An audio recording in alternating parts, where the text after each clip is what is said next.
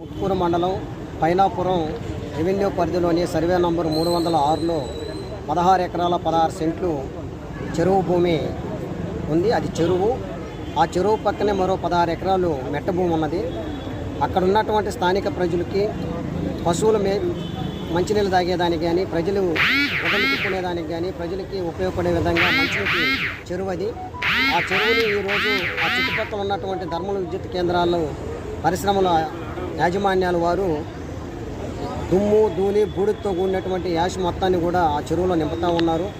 అదేవిధంగా అక్కడ ఉండేటువంటి సముద్రంలో నుంచి ఉప్పు నీటిని పైప్ లైన్ల ద్వారా ఆ విద్యుత్ కేంద్రాలు తరలించేటువంటి ఆ వ్యర్థ ఉప్పు నీటిని అంతా కూడా మంచినీటి చెరువుని నింపుతూ ఉన్నారు.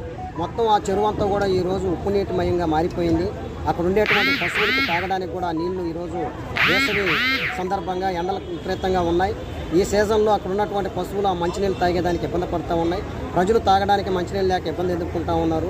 అక్కడ గుడ్డలు ఉతుక్కోవడానికి కూడా ప్రజలకి ఇబ్బందులుగా ఉన్నాయి. ప్రజా ప్రయోజనాలను దృష్టిలో ఉంచుకొని అక్కడ ఉండేటువంటి ఇరిగేషన్ అధికారులు వెంటనే లిఫ్ట్ ఇరిగేషన్ ద్వారాగా అక్కడ ఆ చెరువుని మరామతులు చేపట్టాలని చెప్పి స్థానిక ప్రజలు అందరం కూడా కోరుతూ ఉన్నాం. దీనికి సంబంధించి వెంటనే ఆ చెరువు పనులు చేపట్టాలని చెప్పి ఈరోజు కలెక్టర్ గారికి మేము అర్జీ ఇవ్వడం జరిగింది.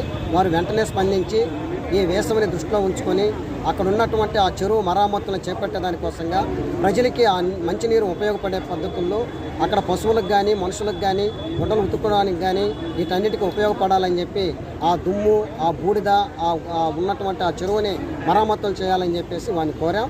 వారు స్పందించారు. వెంటనే ఆ పనులు చేపట్టాలని చెప్పేసి మేము కోరుతా ఉన్నాం.